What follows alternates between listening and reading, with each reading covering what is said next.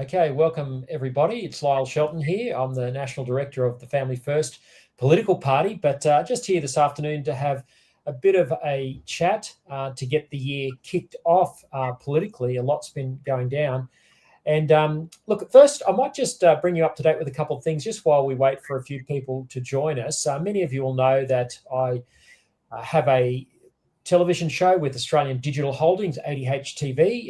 If you've been following the news over the Christmas period, you'll have noticed that ADH have rebranded and they're called Newsmax Australia. They're currently working on the rebrand now, and we expect to resume regular broadcasts in the next few weeks. So stand by for that. My ADH TV / rebranded Newsmax show will be back soon, and I look forward to bringing that to you. But in the absence of that, I just thought it'd be great to just have a bit of a Facebook, social media, YouTube live this afternoon. A lot has been going on over the Christmas period, and particularly in the last week or so since the second inauguration of Donald J. Trump as President of the United States. There has been a flurry of executive orders on a lot of really good public policy things, particularly to do with protecting children from the harmful gender agenda that's been pushed by LGBTIQA plus political activists for years. They're really on the back foot now. Trump has cut funding. He said there's only going to be two genders. He declared that in his inaugural speech at the Capitol Dome last week. It was electrifying to watch. And the so-called Trump effect has been slowly drifting here into Australia. And I want to break some of this down and have a chat. And thanks to the people who are joining us. It's great to have you with us right now. Feel free to put any comments in the stream. We'll do our best to interact with you. Now, I'm going to bring in my special guest, Kirralie Smith, who's very kindly put aside some time in her busy schedule to be with us this afternoon. Kirralie, of course, is no stranger to many of you. She is the spokeswoman for Binary Australia, which does terrific work. Here she is. Kirralie, how are you this afternoon? I'm really good, thanks, Lyle. How are you? What a week. The good news just keeps coming, doesn't it? It's been quite extraordinary this week. Can you believe what's happened? Look, partly yes and partly no. I mean, Donald Trump has delivered above and beyond what we expected with 3 executive orders directly protecting women's spaces in sport. Children, are no longer able to get puberty blockers and harmful drugs, and he's going to get all this rubbish out of schools. And immediately in the same week, we've seen Queensland come to the party and announce a full inquiry or clinical review into these harmful practices while stopping these harmful drugs. And just, in the last couple of hours, the federal government have announced there will be a review. Now, that one's not as great, and we'll break it down, but it's happening. It's been the biggest week in this space in the 6 years that I've been doing this, Lyle. Yeah, look, it's extraordinary. Kirralie, I'm pinching myself. Like you, I've been involved in this for years. I can remember when the whole Safe Schools agenda sort of kicked this off 10 years ago. And we saw those gender fluid posters in schools. This was under the Abbott government, of all things. It started under them. Tony Abbott didn't know what was going on. Christopher Pyne, his education minister, was hiding all this and promoting it. But we've got to today where, as you say, this breaking news, literally an hour before we've come on air. In fact, that's why I didn't get time to get changed and put a proper shirt on. I was working on Family First media response to this. But Mark Butler, the federal health minister, has announced a review, as you just said. It's just looking at it closely, it's not as good as I would have liked. It looks like another 2 years before children are actually protected. It's on the go slow, isn't it? Yeah, look, it is on the go slow. I think it's a real, it's just a token gesture at this point. They're probably not going to win the next election, and who knows where this will all end up. But at least they are acknowledging something has to be done. I mean, the UK, the Nordic countries, New Zealand, lots of places around the world have recognised that these drugs and these pathways are irreversibly and catastrophically harming children, and they just can't sit by and say, she'll be right, mate, everything's fine, because it's not. And there is a growing cohort of detransitioners who we must listen to in this space. Children cannot consent to these really harmful practices. So I'm really pleased that Mark Butler has made this announcement, but it doesn't go far enough. It doesn't stop or pause these treatments at the moment, and it is a very long review or inquiry. And we don't know who going to be invited to participate yet. So that's yet to be seen as well. No, I was really disturbed by some of the things I read in Mark Butler's media statement and in the Sydney Morning Herald and the Australian Online. And for those, there's people joining us all the time, and welcome. For those who've just joined us, Kirralie Smith, spokeswoman for Binary, is joining me. We're just chatting about some of the huge blockbuster developments of the past week and a half, and literally a massive development here in Australia in the last hour with the Federal Health Minister, Mark Butler, announcing a review of child gender, you'd have to call them experiments on children that have been done in these gender clinics. It's to be conducted by the National Health and Medical Research Council. Kirralie, I was disturbed to read in Mark Butler's media release, or it might have been in the comments that he gave to the Sydney Morning Herald, but he said that the research is contested in this space. He was quoting the NHMRC saying that they believe the research is contested. Now, that's just nonsense, isn't it? And that's embarrassing that medical professionals in Australia would be saying that. Oh, totally. And, we haven't mentioned yet either that 100 prominent Australians did sign a letter to the PM that just went out yesterday. And there were 40 doctors and medical practitioners, and there's more adding their signatures to that all the time, who have, Dr. Gillian Spencer lost her job because she flagged this issue, and others have been reprimanded or silenced or bullied in some way, shape or form. And the fact is, there's already been worldwide, international, comprehensive reviews and inquiries, and we have the data to show that puberty blockers and cross-sex hormones are not appropriate for children. They're not really appropriate for adults either, but let's deal with the kids first. They're very harmful. They're irreversible. They cause these people to become lifelong medical patients. This isn't rocket science. It's not. It doesn't require an 18-month to 2-year review. Most of the data is there. It's accessible. This house of cards is falling down really quickly around the world, and I think it will fall much quicker in Australia. This review won't see its end in 2026 because other things will happen to make sure that our children are protected. Look, I really hope so. Look, there's just so much to break down here. You mentioned some of the side effects. I mean, we're talking about children who take puberty blockers and cross-sex hormones, likely becoming sterilised, losing their sexual function for life. And that's before anyone even then goes to the more radical steps of having surgery. You know that there's been dozens of girls, adolescent girls in Australia have had their breasts removed. We know this through family court documents and other sources. And you and I both met detransitioners. You've documented them, so this is all well known. Clearly, a review that doesn't hand down any findings until 2026 is not good enough. Absolutely not good enough. And these detransitioners also, and those who are still on these drugs, we know have bone density issues. They have brain development issues. They have high cholesterol. They have heart issues. And the list just goes on. And, some of these people, we're only 10 years down the track of really flooding these children with these drugs. So the long-term effects are yet to be known, but the short-term effects are horrifying. We've heard from people like Chloe Cole as well in the US that, her wounds are still getting infected and are still causing her great pain and problems and oozing and really horrific things. And it's just inconceivable that we would allow children or encourage children down these pathways when we don't let them get married, drive a car, drink alcohol, get a tattoo, smoke cigarettes, you name it. We're pretty good at safeguarding children, except in this area. And it's mind-boggling.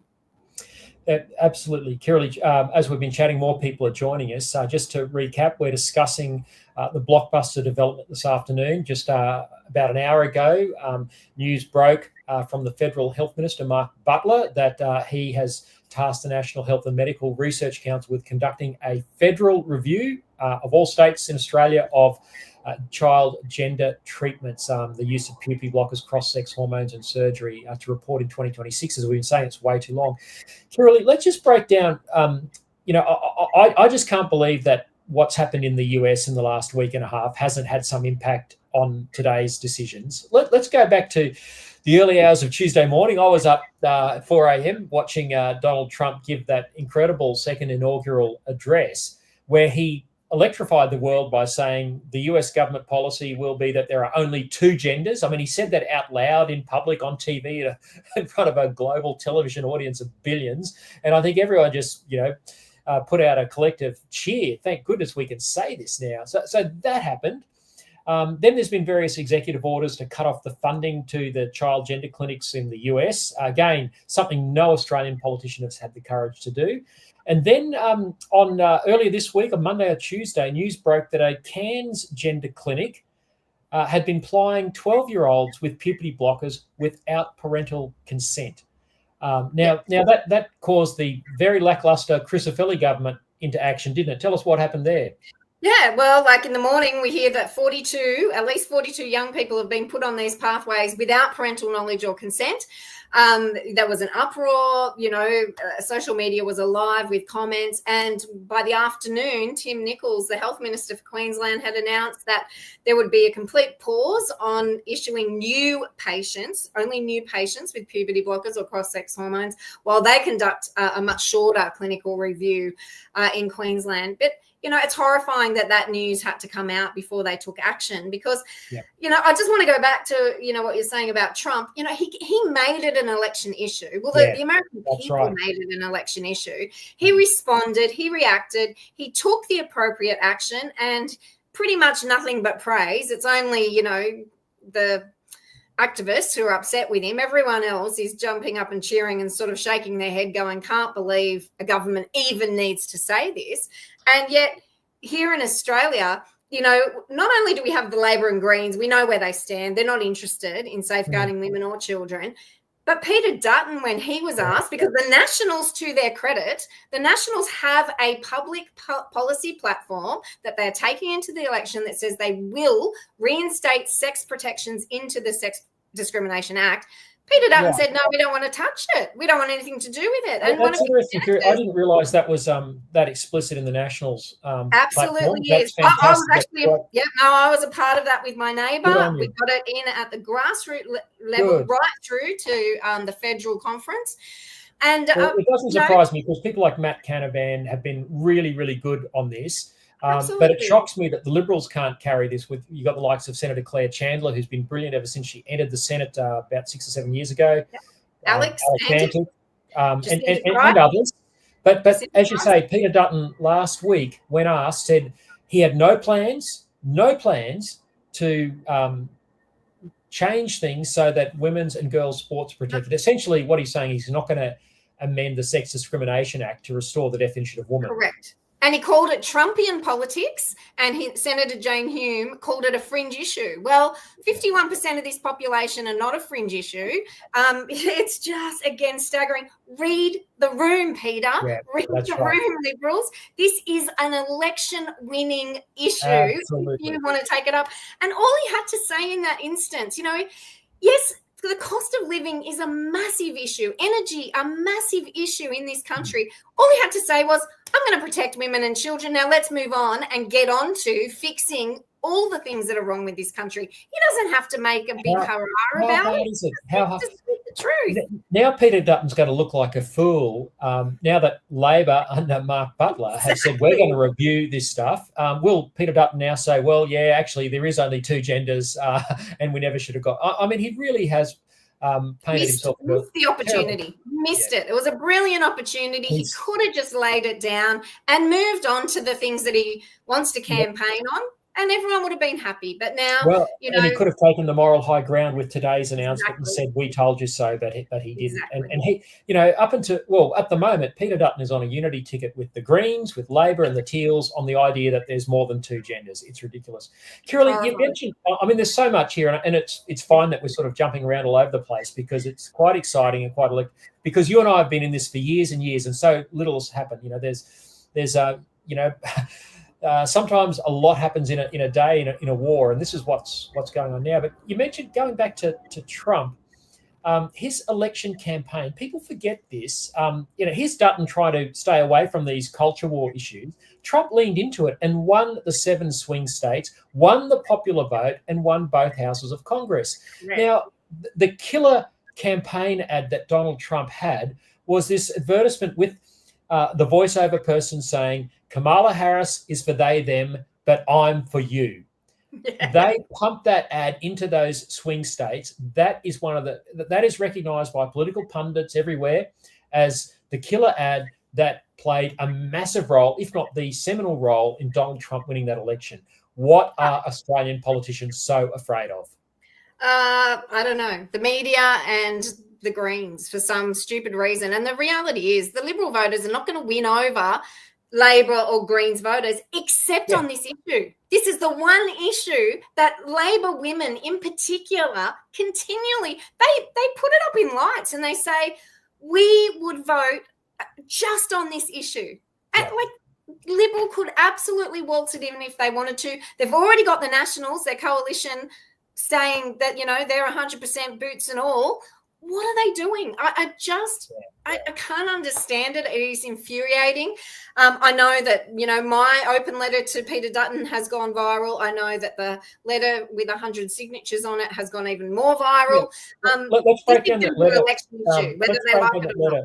Let's break down that letter, Kirralie, because you are a signatory of that 100 prominent Australians. So we mentioned that we had the Trump's inauguration last week, the flurry of gender-positive executive orders, the Queensland review into puberty blockers, which has now been subsumed by the federal one. Then the day after that, your letter drops, headlined by Tony Abbott, John Anderson, 40 doctors, 20 politicians, and other key players like yourself. That was a blockbuster letter, wasn't it? Oh, look, it was really great. Rachel Wong of Women's Forum Australia deserves a lot of credit for that, along with Dr. Gillian Spencer, who has been relentless in her pursuit of safeguarding children in Queensland. And together they've put together, it's a really sensible, straightforward, informative letter that just lays it out as it is. It's not emotive. It's not sensational. No. It's just a simple letter explaining the consequences of these drugs, that other countries around the world have taken the steps to pause or ban these things. They've done the reviews. They've conducted followed the science. And this is what, it's the responsibility of whoever is in government to do the same thing here in Australia. They can't keep sweeping it under the carpet. They can't keep pretending, that WPATH is some world authority that is doing the right thing by children, because they've been proven over and over again. Tell our viewers who WPATH is. Kirralie, a lot of people won't be familiar with them, but they're the completely discredited body that comes up with the transgender treatment guidelines. They come up, the Melbourne Children's Clinic and our federal policies are all based on WPATH, which is the world. I can't even think off the top of my head what it stands for. World Health something or other. For transgender health. That's right. It's for transgender health. But it's all run by activists. It's not evidence-based. They don't have the data or the studies to back up their claims. Whereas, the Australian doctors who have signed this letter and other international researchers, academics and doctors do have the research and the data. And it's plain as day. And it's a matter of when, not if. Whoever's in government is going to have to deal with this issue after the federal election, because it's not going to go anywhere and it's only rising to prominence around the world. Yeah. You mentioned, we're just chatting about the letter that you signed from the 100 prominent Australians, headlined by Tony Abbott and John Anderson. Dr. Gillian Spencer, the child psychiatrist, who was suspended from her job, I think about 2 years ago, because she blew the whistle on this. Now, the LNP have been in power in Queensland since October last year. Why has Gillian Spencer not been reinstated to her job under a Conservative government? Look, it really is, again, mind-boggling. I think they're going to be under a lot of pressure now to do that. Gillian has, again, just been so reasonable and measured in all of her statements, in all of the evidence that she's produced. She did nothing wrong by questioning the use of puberty blockers. And, she wasn't there saying, we're not treating gender-diverse children. She has a better way, an alternative way that is proven. And she was, basically, in effect, censored and silenced, but it didn't work, did it? She must be reinstated to her job as a clinical child psychiatrist at the I think it's the Brisbane Royal Children's Hospital. I probably have got that wrong. I've been there. It's at South Bank. In fact, years ago, Wendy Francis and I, when I was at the ACL, we went and spoke to the head of the child gender clinic there. the man who's actually sacked or suspended Gillian Spencer. But look, that's all history. But many of us have been fighting this space for a long, long time, and to see what's happened both last week and then today's developments here in Australia. And again, just recapping, because people have been joining us all the time, and you're very welcome. Kirralie Smith from Binary and I are having a discussion about the blockbuster events of the last few weeks, and particularly the last hour and a half here in Australia, where there's now going to be a federal review announced by the Health Minister, Mark Butler, conducted by the National Health and Medical Research Council, into the administration of puberty blockers, cross-sex hormone surgery, the activities of these LGBTIQA plus child gender clinics, which are all over the nation and which have ruined the lives of countless numbers of Australian children by applying them with, they're injected with puberty blockers, cross-sex hormones, and at least dozens of girls that we know of have gone on to have double mastectomies. This is devastating stuff. So this is big news. This is being reviewed.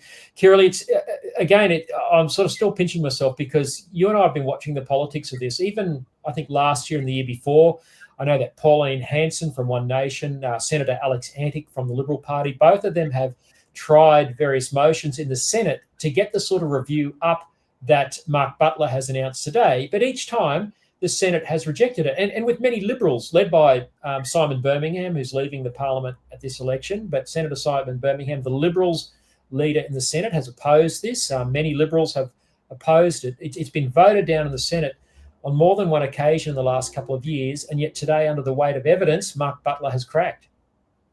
Well, and they have to. They absolutely have to. And as you said, one of Pauline's motions wasn't even allowed to be put forward to be even discussed at any level. It's again, I just don't have. I was a bit disappointed that, look, I'm not, I have my concerns about One Nation, and, I admire Pauline's courage. I don't always admire the way she prosecutes public debate. And she's certainly very libertarian on, key issues like euthanasia and abortion. But, she's been a champion in this. She wasn't invited to sign that letter. I think that was a mistake. And anyway, that's my. You don't have to. Yeah, no. I was asked at the very last moments of the day, and it's great that you were. And look, all the people who've signed it are champions. But I just thought Senator Hanson, to her credit, has and Senator Malcolm Roberts, they've both been terrific on this issue.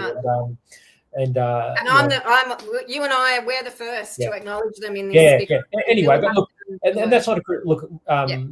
The conveners of that letter did a terrific job, and I know it when you're busy. Let me say, Lyle, in their defence, like I wasn't a part of the organising or anything, but I was asked, very much towards the end to sign it. I think that they had planned to spend a few more days getting people to sign this letter. But because of all the unfolding developments and how quickly it all came about, they got it out there and people can still add their signatures. That made perfect sense. Yeah, that made perfect sense because obviously they released the letter literally a day after the Queensland pause. Now look, for this is where it's worth just unpicking this a little bit. So Mark Butler's press release announcing the federal review, he said that the Queensland review would now be stalled. Now, that's disappointing in one sense because Tim Nicholls, the health minister up there, said that as part of the review that Queensland was going to conduct as a result of this child gender clinic in Cairns that was giving dangerous chemicals to children without parental consent, his review instigated an immediate pause on the use of puberty blockers and cross-sex hormones on children. Now, that's now been lifted as a result of the federal review, which is going to take until 2026. That's not good enough, is it? Oh, absolutely not. No, I'm sorry. I missed that completely in just the brief reading I did before. Well, we've only had literally broken out before we came on air. That's really extremely disappointing to think that more children are going to be put in harm's way for the next year and a half. That's how I read it, Kirralie. It seemed that Mark Butler's comment seemed to say the Queensland thing is stalled. Stalled was the word he used in his either his press release or the comments attributed to him in the Sydney Morning Herald. So, look, we need an immediate cessation of the injecting of children with these drugs. Absolutely. And look, it sounds, again, like I suspect Labor are just playing a game leading into the election to kind of say, oh, we're going to do something, but they've not committed really to doing anything, knowing that, it'll be all up for grabs again once the election's over, and whoever's in government and how they want to steer this and do it. So, perhaps he's trying to appease the people who are upset that about the Queensland one, but also try and give us some hope that something might be done. He's kind of playing both sides of the field. Well, you talk about the sort of constituencies that Mark Butler needs to appease. Look, the LGBTIQA plus political movement, they have had a rails run in Australian politics for the last 10 or 15 years.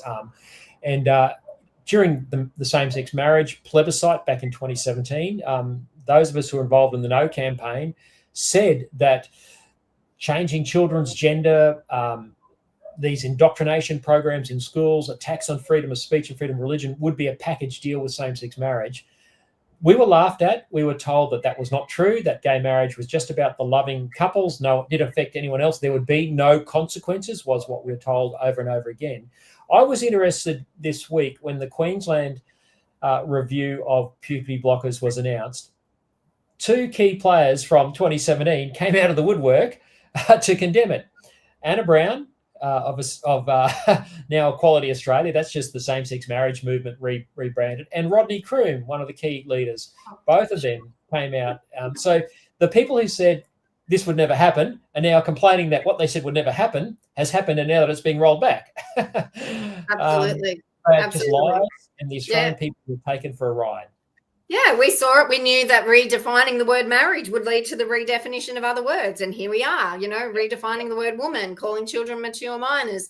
We warned about the sexualization of children and the rampant access or promotion and prolific promotion of these agendas in schools. And that's exactly what's happened. And that's what's so inspiring about what Trump has done. He has, with his executive orders, gone to the heart of each matter, saying the government, only recognizes 2 genders, and the government will not fund any of these schools and these programs that are indoctrinating children and sexualizing children. And while we don't have that capacity here in Australia for executive orders, it means that this conversation is now on the table, and that, it's not just you and I anymore talking about it. Right. Mainstream media is talking, or legacy media is talking about it. Everyone's talking about it. And for most Australians, it's a no-brainer. Yeah, absolutely. We don't want children sexualized. We don't want children exposed to experimental medicines. The leaders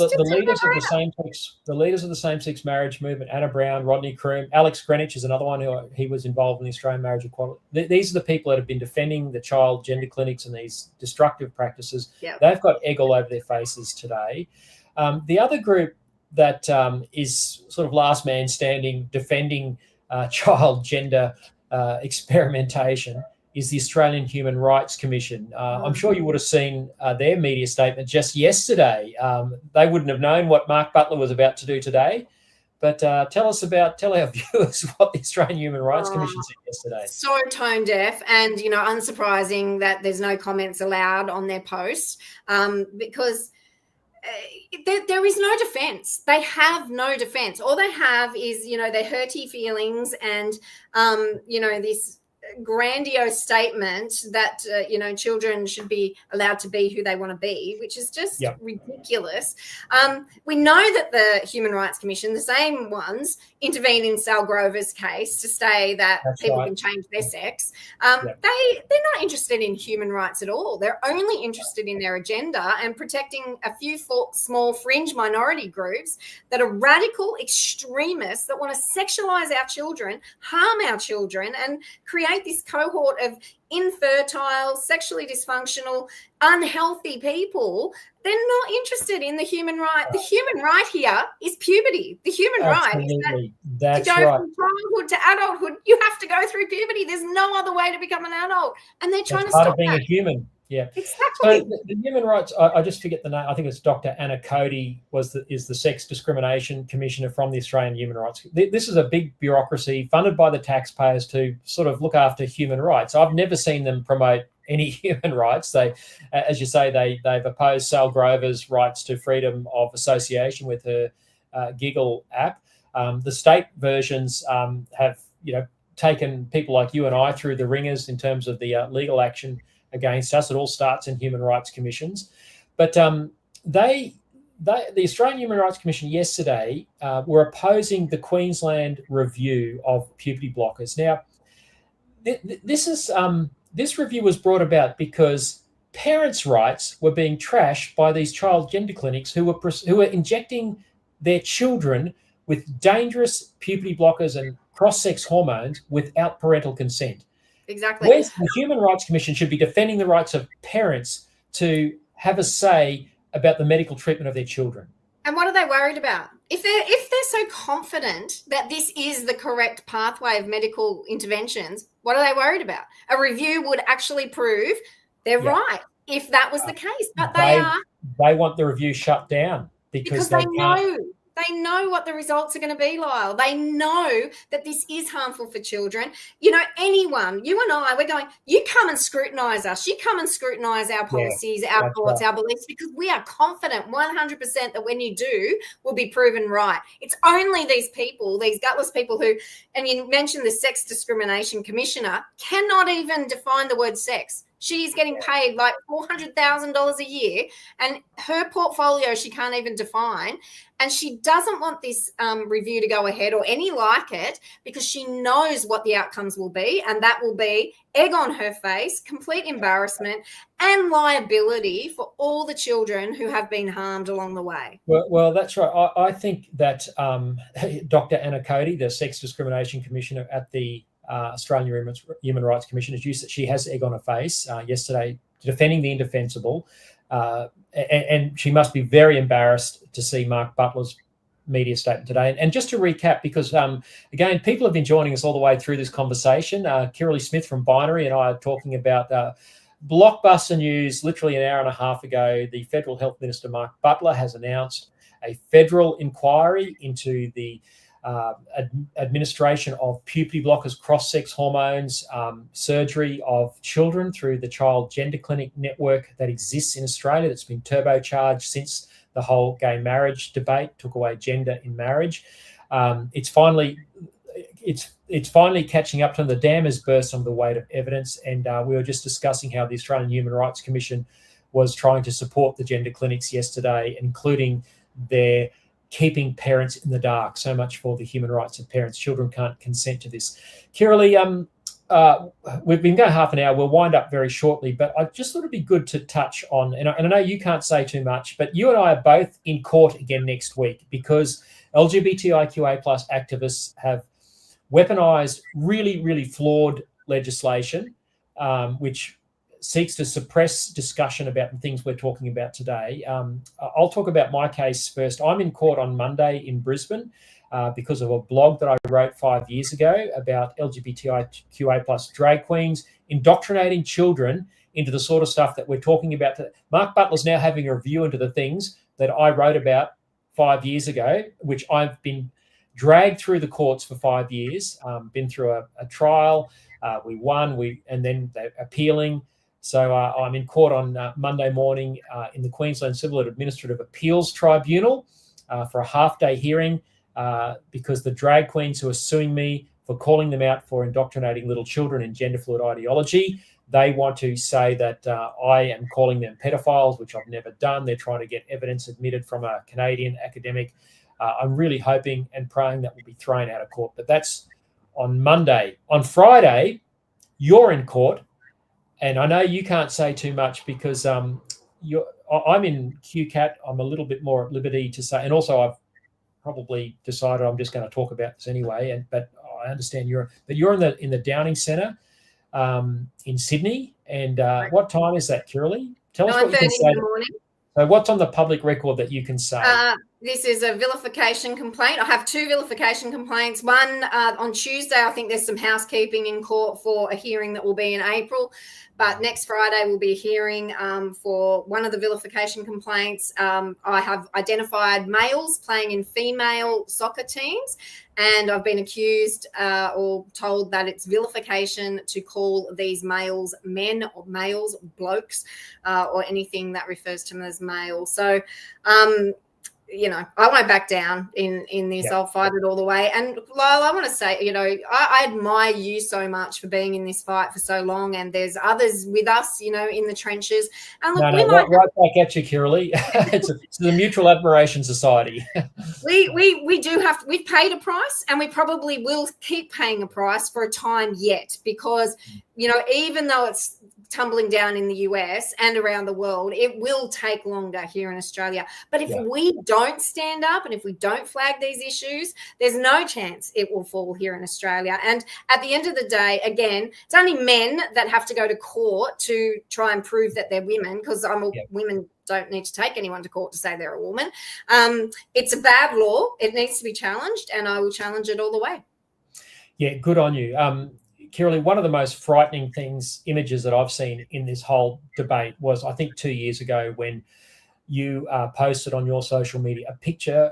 I guess your husband took it, someone at your family took it, when the police turned up on your doorstep to issue you with an apprehended violence order because you said that men playing against girls and women in soccer was wrong. I just can't believe that happened in Australia. I can't believe that has led to you being in court yet again. I don't know how many court appearances you've had now. It's been multiple, but you're there again. Number eighth time in court. It's ridiculous. This Friday, next Friday, in the Downing 9:30, the Downing Centre, in the CBD of Sydney. If you're watching this and you live in Sydney, please go along. Unfortunately, I'm tied up in a meeting out in Western Sydney. Otherwise, I'd be there, Kirralie. I can't get out of this meeting. But I just encourage, go and sit in the public gallery. Courts are an open process, and support Kirralie. If you're a praying person, pray for that justice will be done. These cases have cost, I know you and I, hundreds of thousands of dollars.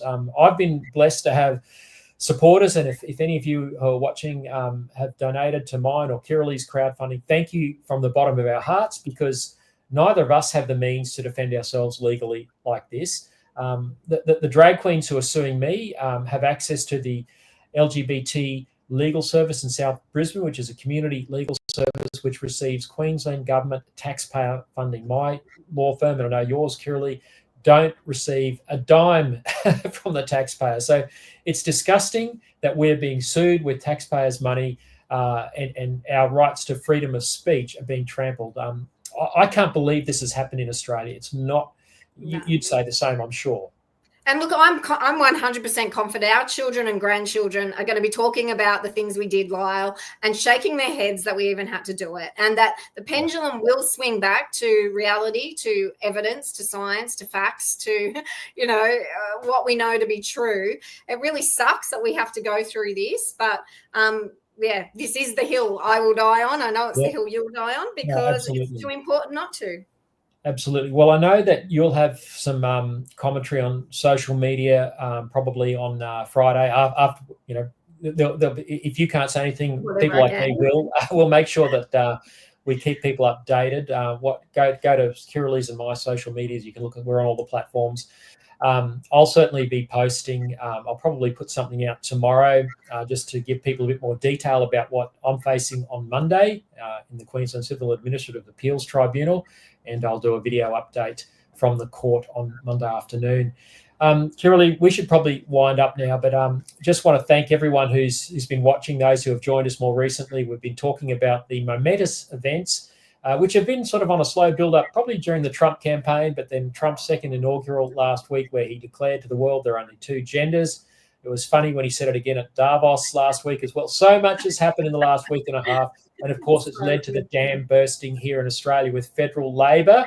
For those who's catching up under Mark Butler, Google this. You can. There'll be something up on the Family First website soon. I'm sure there'll be something on the Binary website soon. It's running on the news outlets. Just broke this afternoon. There's going to be a federal investigation into plying children with puberty blockers and cross-sex hormones, the activities of these shady LGBTIQA plus gender clinics, which have blossomed since the gay marriage debate.